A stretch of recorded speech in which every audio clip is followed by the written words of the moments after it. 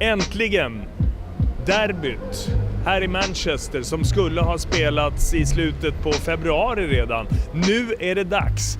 Det som under den här bron i Manchester, lite skitiga spelet om poäng, prestige och position.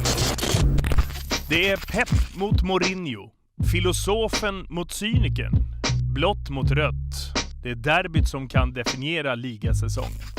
Programmet presenteras av BetSafe.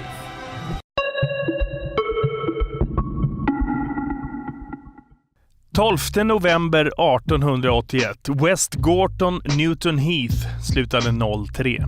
Ja, det var så det började. Det som så småningom blev Manchester City föll i ursprungsderbyt mot den klubb som var grunden för blivande Manchester United. 173 derbydrabbningar senare är det alltjämt United med antal titlar och favören när det gäller inbördesmöten. 72 United-vinster, 50 City-segrar. 51 matcher har slutat oavgjort. Det finns säsonger, både från förr och för några få år sedan, då den här matchen, den här duellen har gällt titeln. Den här gången är det, förutom 3 poäng och tungt med prestige som alltid, allra mest en match för att försöka reparera en säsong som inte blev vad den borde ha blivit. Eller vad de flesta tänkte och trodde att den skulle bli. För det var ju så, med Pep Guardiola, hans handplockade storinvesteringar och kluriga fotbollsfilosofi skulle City omedelbart bli Bayern och Barça-bra, vinna Premier League och erövra Europa. Det blev inte riktigt så. När Manchester City nu återupptar ligaspelet efter Wembley-utflykten i helgens FA-cup är det en 4:e plats som ska försvaras.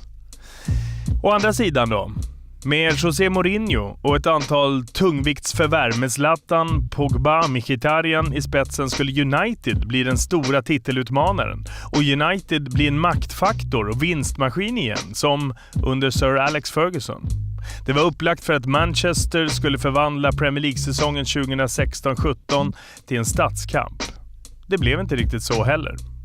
United har varit svårslagna som få, men kryssbenägna som nästan ingen annan. Det blev inte den toppduell vi trodde, men det här är ändå en rivalmatch med oerhört mycket i potten. Ett City som har famlat efter ligaformen mot ett United som är sargat och söndermatchat går upp mot varandra i ett derby som kan definiera säsongen. Ger den ena klubben fri väg mot Champions League och skickar den andra åt ett helt annat håll. Långt ifrån den kravbild som finns både på spelare och, inte minst, managers. Ingen titel i potten, ingen Zlatan på planen, men som sagt, ett definierande derby. Pep's new to the Premier League, and for some unknown reason, people don't seem to take what he's done as a big of accomplishment as it actually is. Obviously, Barcelona, they're expected to win the league, same with Bayern, but it's still a bit hard to do. It's still hard to do that, even if they're the best team in the league. But I think that Mourinho, because he was been over here before with Chelsea, there's less of a stigma against him. Obviously, there still is a little bit, but not as much. So I think that if Pep can turn it around maybe a little bit, then people will start to realise he's actually not a bad manager, really. Yeah, but it's a catch-22, isn't it? The problem is with this English media is 1 minute, yeah, they're on Mourinho, the next minute they're on Guardiola. They don't know who to do. They just want a bit to put in the paper, don't they, really? And I mean, it's not right. Again, Guardiola should be given time. You know, you can't expect success like that. I know they've spent over 100 million. I know that, I get that. But that's what you're going to have in the Premier League. It's all money. Teams like Manchester United, and I'd hate to say Man City because they're not on a level to Manchester United. But, you know, if you're paying 100 million, you're going to get that pressure. You're going to get that pressure. But that's what you've got to pay into Premier League because that's what everyone comes to watch the football for world-class players. Initially, Pep was regarded as the miracle man, the great, you know, a very nice personality, never gets frustrated, and he always. But in recent weeks, that has changed, hasn't it? You know, Pep has suddenly had a few blowouts. He's said some crazy things that, you know, was probably more associated with Jose. Jose has always had this little bit of perhaps a little bit of venom in his words, and he he comes across that way. But Pepper's, and certainly now we've experienced that with Klopp, aren't we? That Klopp was the golden boy, he can't do any wrong.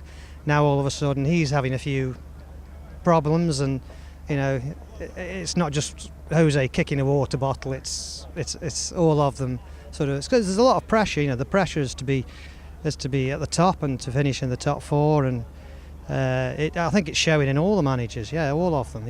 Even the experienced ones. Häng med nu på en liten säsongsresa fram till den här väldigt betydande duellen. Vi har under det här spelåret punktmarkerat de båda klubbarna och kontinuerligt stämt av med fansen om vad de tycker och tänker. Blått och rött fram till veckans derby.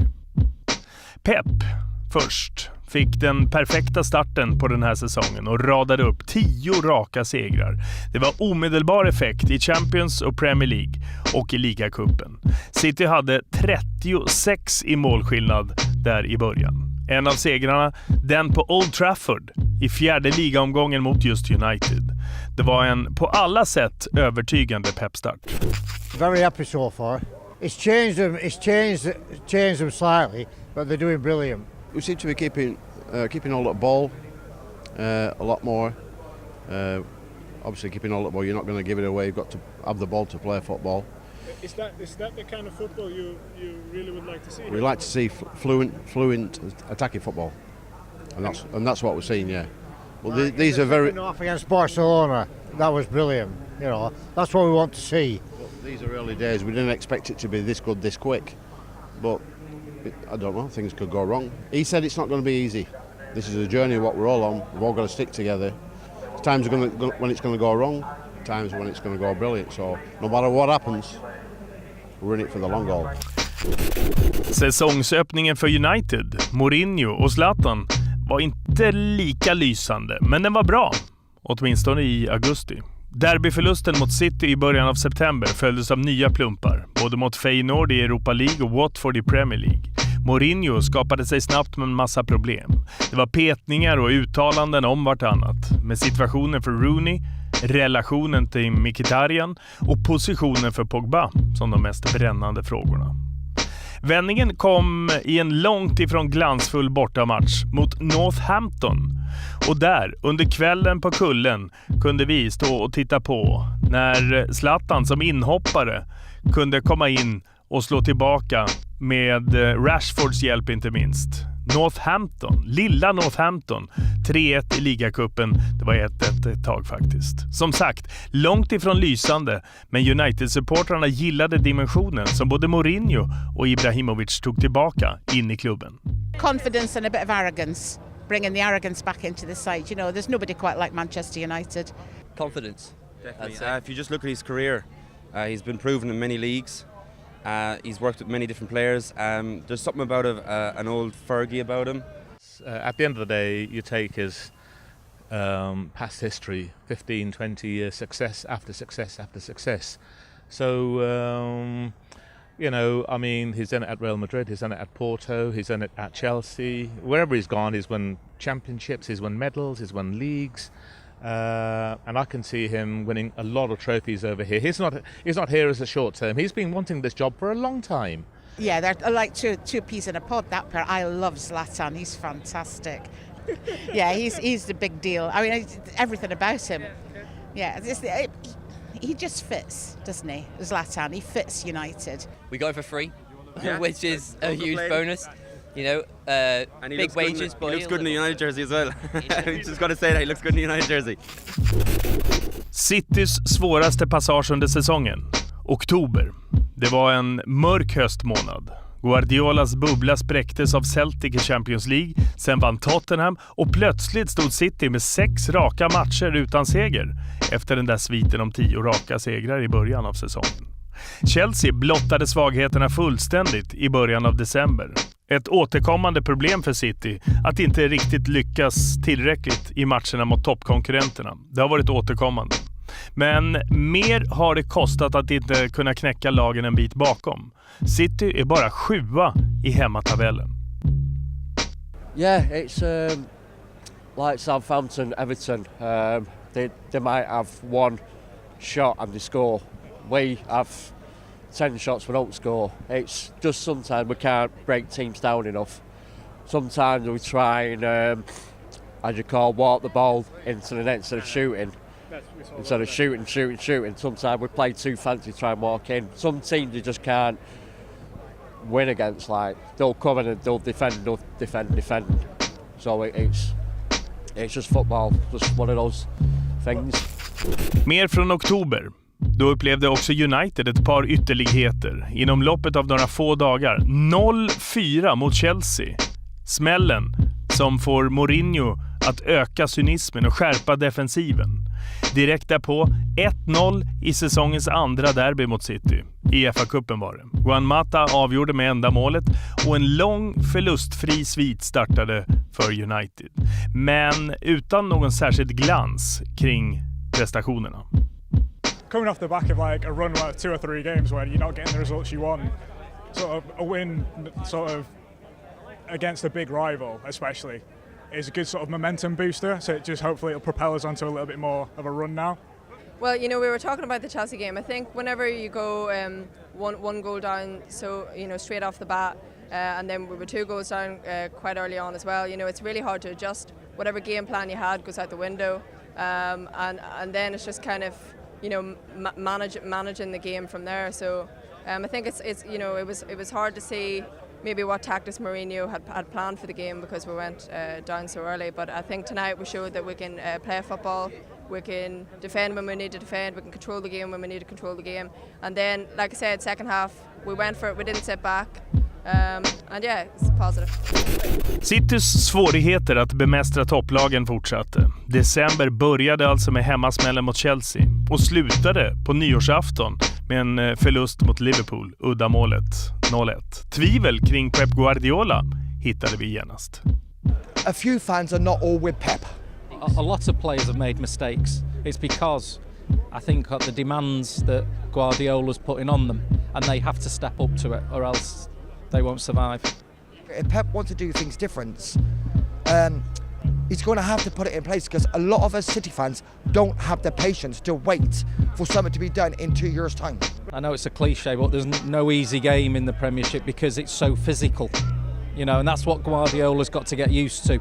Is the physical demands of the smaller clubs, you know, that he didn't have in Barcelona. You know, he would win quite easy in Spain. There's no easy game in the Premier League.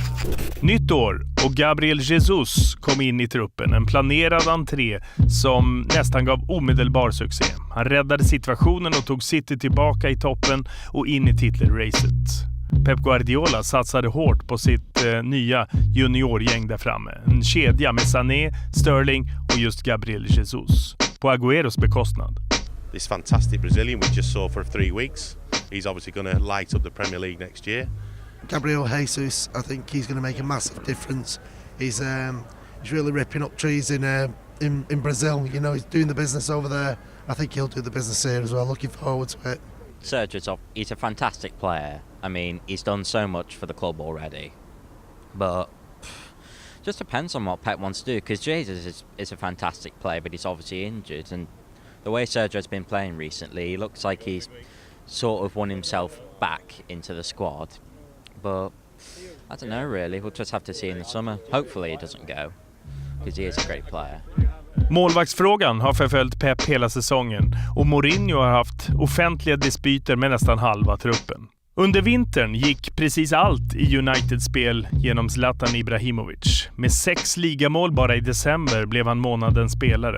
Och fram till knäskadan nyligen var han Uniteds bärande spelare den här säsongen. Och så gott som hos alla en given kugge också för framtiden. I would love to see him here, maybe without doubt, and I'm sure he will get opportunity to extend his contract. If it doesn't, that'll be his own decision, because you know that, isn't it? He's always make his own decisions, yeah, and the right time for the right decisions.